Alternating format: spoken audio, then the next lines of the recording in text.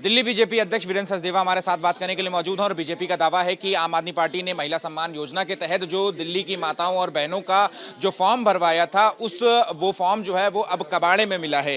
Sir, ये जो आप दावा कर रहे हैं, क्या है इस दावे की पूरी सच्चाई? ये देखिए, ये फॉर्म अरविंद केजरीवाल ने छपाया ना, एसी नंबर लिखा हुआ है, तिमारपुर फॉर्म नंबर डाले हुए हैं। इसके नीचे की रसीद उन बहनों को दी होगी।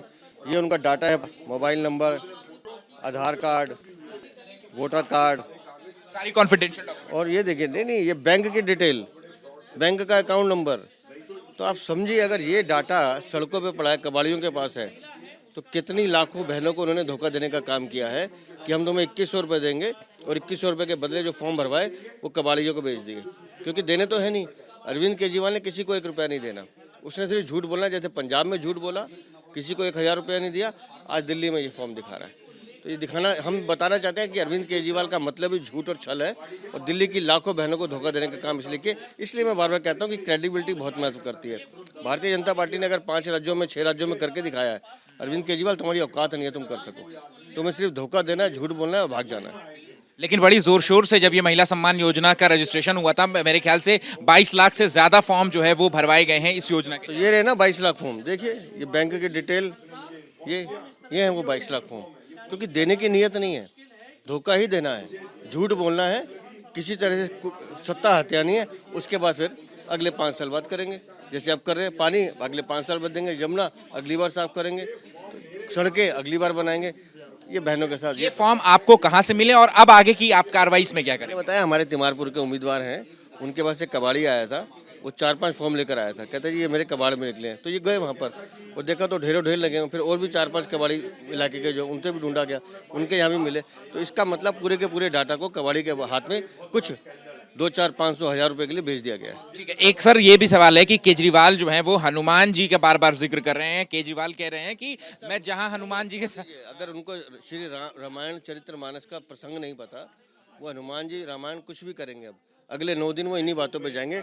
मुझे बात करनी है भ्रष्टाचार की, चोरी की, लूट की, इस पे बात करनी है। अरविंद केजरीवाल आए बात करें। असदुद्दीन ओवैसी की भी एंट्री हो गई है सर, और वो कह रहे हैं कि अल्लाह याद रखेगा कुर्बानियों को ताहिर हुसैन की, और जब चुनाव होंगे तो। ओवैसी अरविंद केजरीवाल की भाषा बोल रहे हैं, उनकी मदद कर रहे हैं। जिस ताहिर हुसैन के वो कसीदे पढ़ रहे हैं, वो तो आम आदमी पार्टी का पार्षद था, जिसने दंगे कराए, हत्याएं कराई। और ऐसे हत्यारों के साथ ओवैसी खड़े हैं और ऐसी अपराधियों के साथ अरविंद केजरीवाल खड़े, जो मौका में अपराधी बंद है। तो ये सब अपराधी हैं जो अपने अपने हिसाब से अपनी राजनीति कर। एक आखिरी सवाल है मेरा कि कांग्रेस ने पूर्वांचली वोटरों को साधने के लिए पूर्वांचली मंत्रालय बनाने का ऐलान कर दिया है। देखिए, कांग्रेस का ना नो मन तेल होगा, ना राधा नाचेगी, उनका तो यही हिसाब है। फिलहाल अरविंद केजरीवाल इस पे आइए।